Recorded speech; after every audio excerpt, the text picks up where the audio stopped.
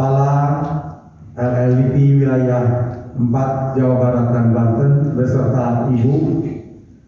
Yang saya hormati Ketua Umum Pengurus Besar Paguyuban Pasundan selaku Ketua Pembina Yayasan Pendidikan Pasundan, Bapak Profesor Dr. H.M. Didi Turmudi MSI.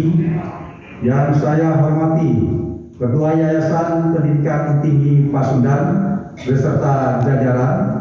Yang kedua, kebagian kedua adalah dalam 1 minggu yang lalu Unpas berhasil masuk dosen tetapnya ada 17 orang yang masuk ilmuwan tingkat nasional, regional, dan tingkat dunia. Ada 17 orang yang dari Unpas masuk ke ranking tersebut. Itu adalah versi dari Alvin Doppler Scientific Index. Nah, ini sebuah kebanggaan bagi kami karena bagaimanapun juga salah satu kontribusi dari SDM yang ada di lingkungan Unpas adalah salah satunya adalah memberikan kontribusi di dalam pengisian Tridharma perguruan tinggi.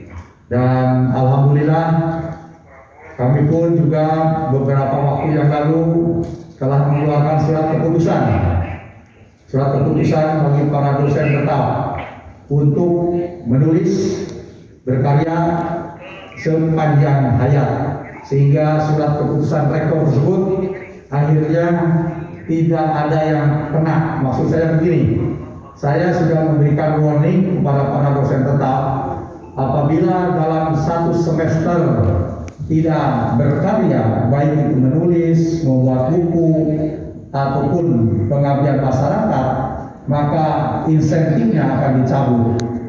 Syukur alhamdulillah sampai saat ini tidak ada yang dicabut, ya. Dan termasuk minggu kemarin 17 orang masuk ke ranking nasional, regional, dan ranking 10.000 scientific di tingkat dunia. Tadinya kami hari ini akan memberikan apresiasi kepada yang 17 orang ini, tapi mengingat keterbatasan dan waktu prokes dan satgas, mungkin nanti yang 17 orang ini akan diacarakan tersendiri. Bapak Ibu sekalian, yang kedua, Profesor Horas ini adalah profesor yang ke-23 di lingkungan Unpas yang masih ada. Tentu kami menyambut baik atas karya-karya dan prestasi yang ditorehkan oleh Prof. Horas, karena jabatan fungsional tertinggi di kalangan akademik adalah guru besar. Dan tentu tugas guru besar bukan hanya untuk mereka yang mengikuti jabatan fungsional dari rektor kepala ke guru besar, tetapi para guru besarnya pun yang sudah ada tetap terkena kewajiban sesuai dengan Peraturan Menteri Nomor 20 Tahun 2017, bahwa para guru besar punya kewajiban dalam 3 tahun itu harus menghasilkan 3 karya, baik dalam penelitian karya ilmiah, pengabdian masyarakat, ataupun di dalam membuat buku. Nah, ini tentu kewajiban-kewajiban yang harus dilakukan oleh para guru besar ini juga salah satunya adalah membimbing para dosen yang ada di jabatan fungsional guru besar ke bawah. Artinya wassalatu wassalamu ala asrofil anbiya wal mursalin wa ala alihi wa sahbihi ajmain. Asyhadu an la ilaha illallah la syarika lah, asyhadu anna Muhammadan abduhu wa rasuluh.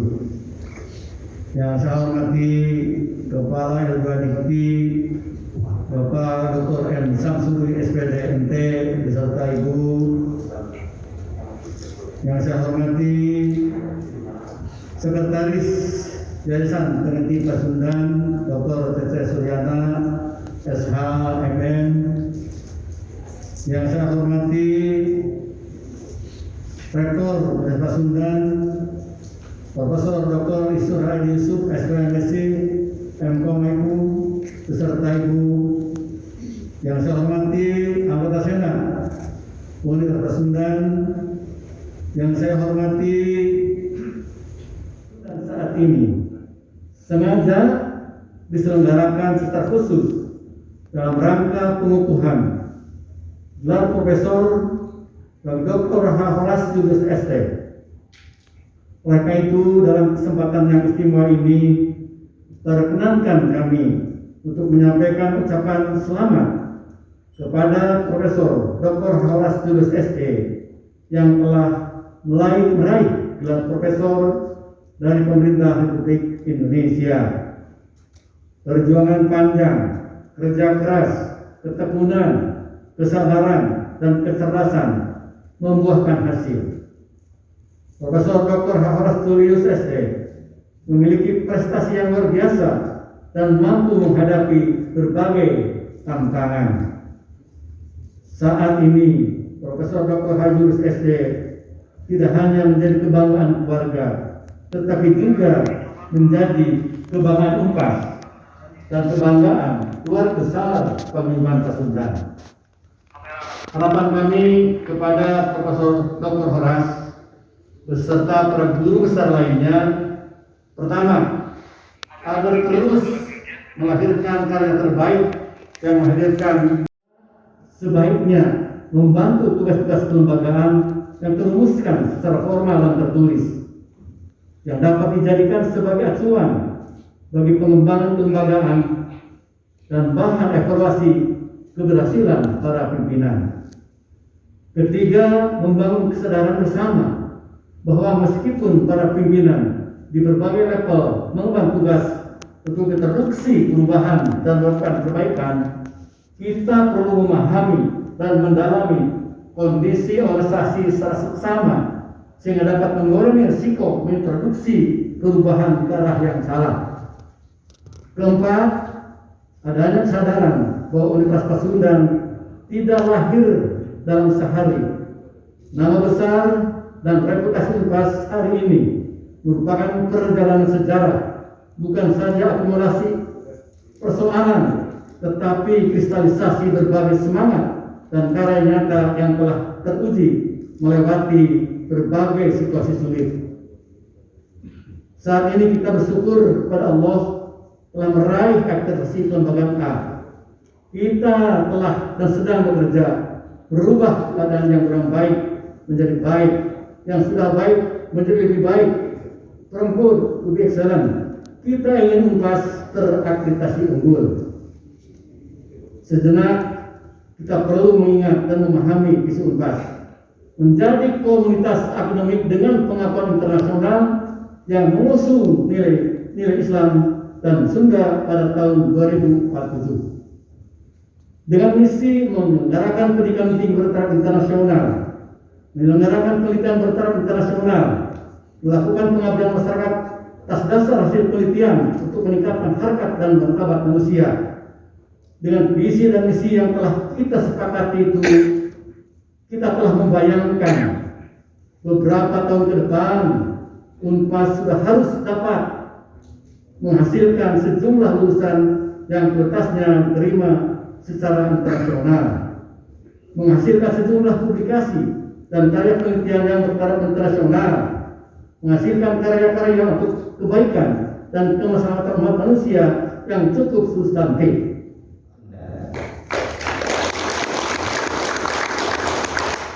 Yang saya hormati para guru besar di lingkungan Universitas Pasundan, Ketua Senat, para pimpinan, wakil rektor, para dekan, ketua lembaga, para direktur, dan juga yang saya hormati seluruh tamu undangan.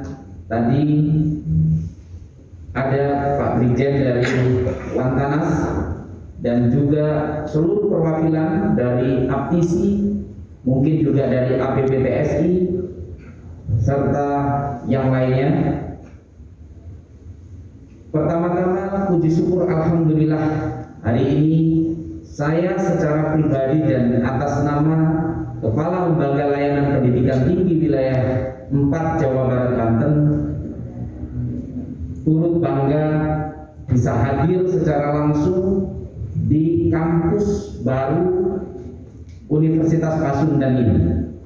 Tadi Pak Rektor menyampaikan ini kampus belum lama digunakan, jadi alhamdulillah kita bisa merasakan dan sekaligus mengikuti momen yang luar biasa, yang menurut saya adalah momentum yang sangat luar biasa untuk mengikuti orasi ilmiah pengukuhan guru besar bidang ekonomi Saudara Profesor Dr.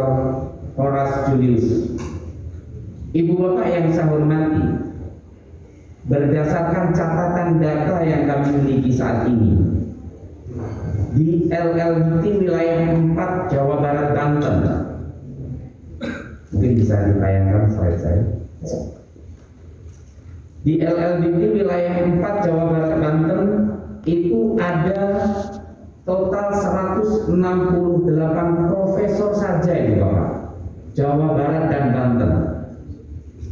Perbandingannya sangat kecil dibandingkan dengan total semua dosen yang ada di Jawa Barat Banten. Ada 26.599 dosen tetap. Saya tidak menghitung dosen tidak tetapnya. Artinya ini masih membutuhkan kerja keras. Dan tentu Prof. Horas salah satu orang yang terpilih ya untuk ada di antara 168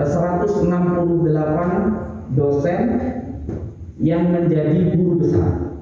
Sekali lagi ini pencapaian yang luar biasa, bukan hanya untuk Prof. Horas selaku pribadi, tetapi juga Universitas Pasundan ya selaku institusi yang begitu giat untuk mendorong peningkatan jenjang jabatan akademik dosen. Tadi Pak Rektor menyampaikan ada 23 profesor di Universitas Pasundan. Artinya, Ibu Bapak, lebih dari 16% profesor di LLBT wilayah 4 Jawa Barat Banten ini adanya di Universitas Pasundan. Luar biasa, tolong ini dipertahankan, apalagi kalau 3 nanti keluar. Membuat saya begitu masuk Januari 2022 di LLBT wilayah 4, salah satu program unggulan kami adalah akselerasi untuk menjadi profesor. Dan saya yakin salah satu yang akan leading di sana adalah Universitas Pasundan di bawah kepemimpinan Prof. Edi. Nah, Prof. Edi ini, Prof. Horas ini nanti perlu diberi tugas khusus. Biasanya kalau profesor baru itu semangatnya luar biasa. Diberi tugas khusus untuk menjadi semacam profesor asuh. Ya, ketika menjadi profesor maka kewajibannya adalah mendorong rekan-rekannya juga menjadi profesor. Setelah berkualitas, mahasiswanya makan banyak, ya kan, berarti dinikmati oleh seluruh masyarakat Indonesia. Dan titip, ketika sudah berkualitas, perguruan tingginya jangan mahal-mahal. Ya ada yang mahal, tapi ada yang diafirmasi. Kepada semua perguruan tinggi saya titip, karena ketika saya ke daerah-daerah itu banyak anak-anak kita yang hebat tidak berkesempatan, Ibu Bapak. Memang pemerintah sudah menerbitkan program KIP kuliah, tetapi alangkah indahnya kalau setiap perguruan tinggi seperti Pasundan, saya juga mendengar sudah memiliki, itu punya program khusus afirmasi untuk anak-anak talenta hebat kita kuliah di Universitas Pasundan. Karena apa? Karena kita tahu universitas ini salah satu universitas swasta terbaik di Jawa Barat dan Banten. Itu sakitnya adalah akreditasinya sudah A.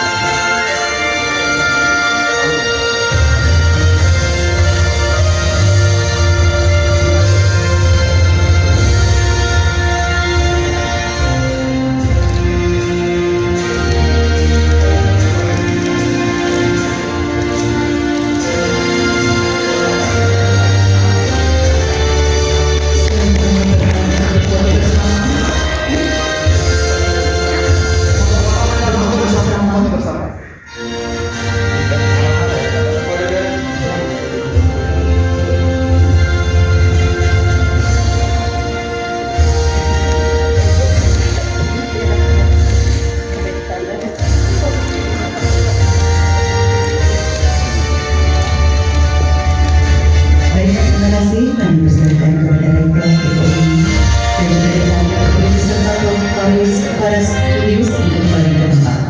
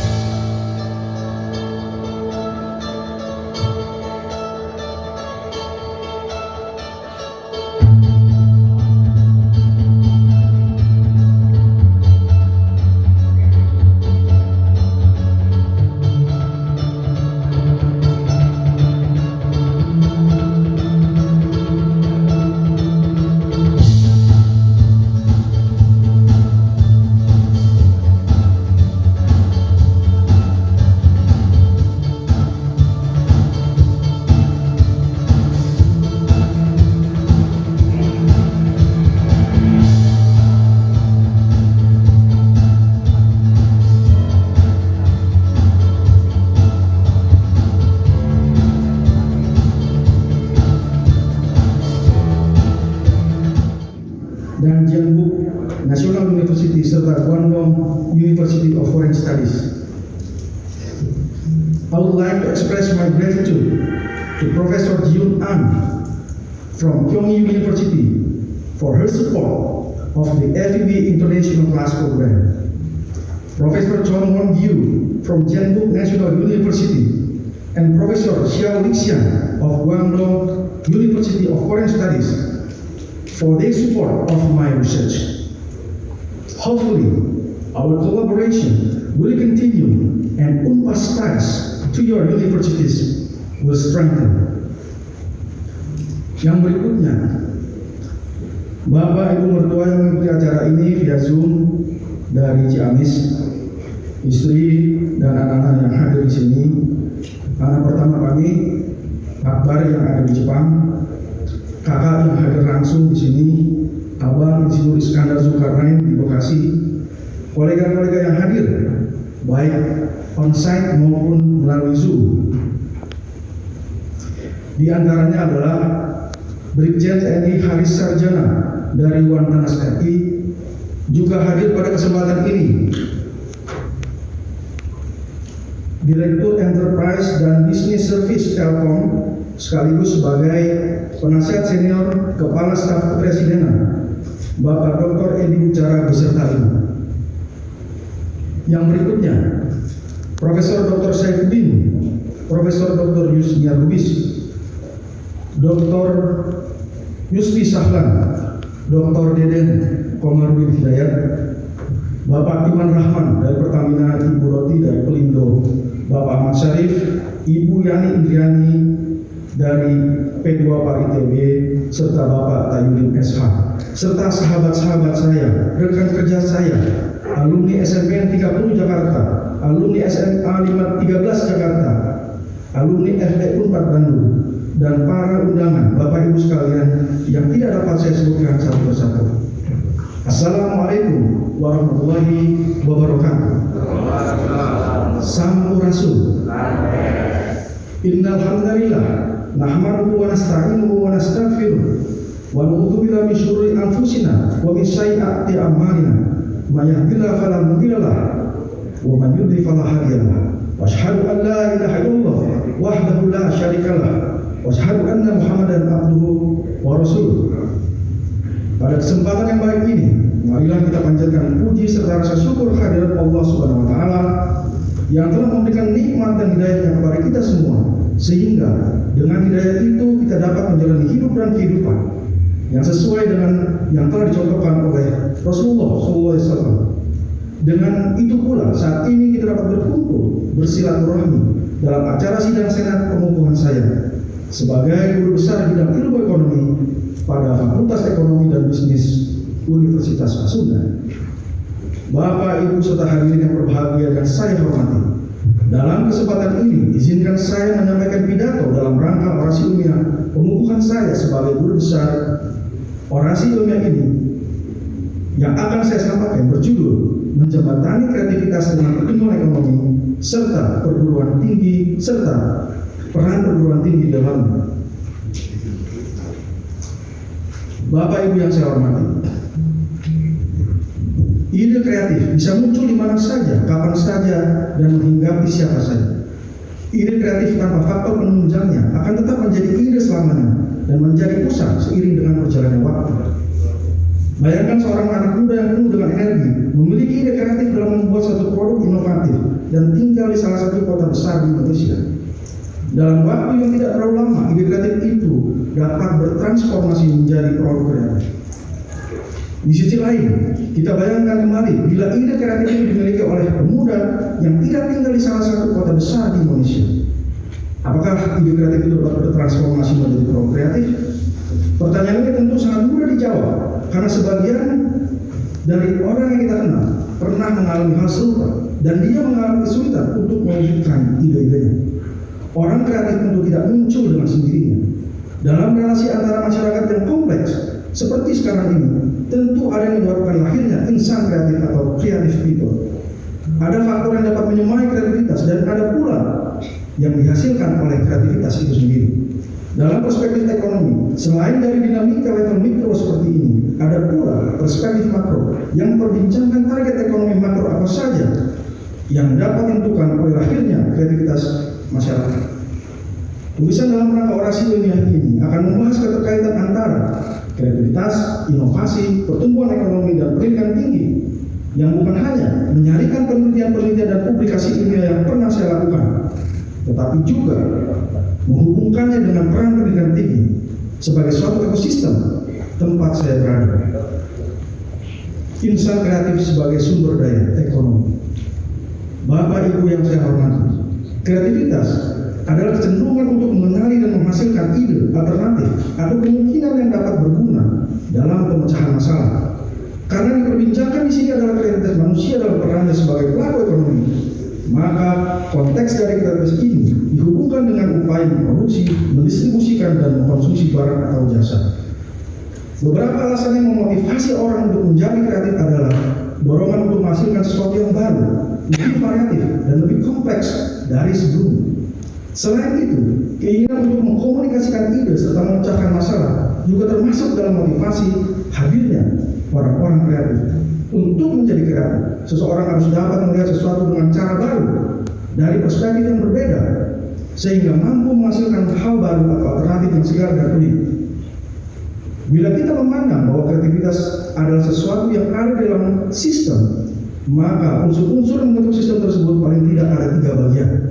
Yang pertama adalah yang menjadi asal dari kreativitas itu, yaitu pengetahuan yang dibagikan oleh masyarakat tertentu, yang merupakan bagian yang tidak terpisahkan dari budaya masyarakat itu sendiri. Yang kedua adalah adanya orang-orang atau nilai-nilai yang menjaga asal dari kreativitas tersebut. Yang terakhir adalah orang yang menyerap pengetahuan tersebut dan dia terjaga di dalam nilai-nilai yang ada. Bila suatu masyarakat sudah mampu menghadirkan orang kreatif seperti itu, maka kreativitas sudah dapat dianggap menjadi sumber daya ekonomi yang dapat digunakan bersama-sama dengan sumber daya lainnya dalam menghasilkan barang dan jasa yang dibutuhkan. Seperti yang disampaikan dalam awal tulisan ini, faktor pertama yang menentukan munculnya ide kreatif adalah insan kreatif atau creative people. Insan kreatif yang tergabung dalam kelas kreatif adalah sekelompok orang yang menciptakan ide-ide baru dan segar. Termasuk dalam kelompok ini adalah ilmuwan, engineer, profesor, dosen, penyair, arsitek, orang-orang yang bekerja di bidang bidang teknologi, desain, pendidikan, seni musik, hiburan, dan masih banyak lagi. Bila kita lihat dengan seksama, maka mestinya pendidikan tinggi memiliki keterkaitan yang erat dengan kehadiran insan kreatif. Inovasi sebagai variabel interview